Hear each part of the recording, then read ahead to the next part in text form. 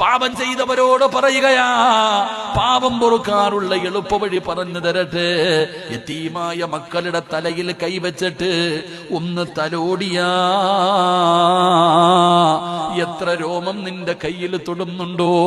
യതീമായ മക്കളുടെ എത്ര രോമമാണോ നിന്റെ കയ്യിൽ തൊട്ടത്, അത്രയും പാപം അല്ലാഹു പുറത്തു തരുമെന്ന് നബി മുഹമ്മദ് മുസ്തഫ സല്ലല്ലാഹു അലൈഹി വസല്ലമ തങ്ങൾ പറയുകയാ. യതീമിന്റെ തലമുടി നിന്റെ പാപം പൊറുപ്പിക്കുമടോ.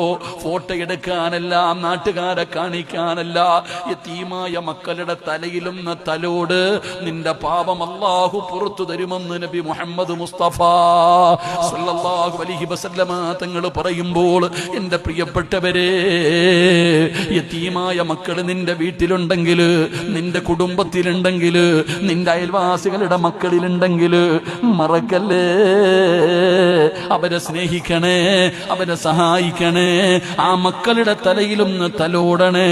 അല്ലാഹു നിന്റെ പാപം പുറത്തു തരുമെന്ന് നബി മുഹമ്മദ് മുസ്തഫ സല്ലല്ലാഹു അലൈഹി വസല്ലമ തങ്ങൾ പറയുമ്പോൾ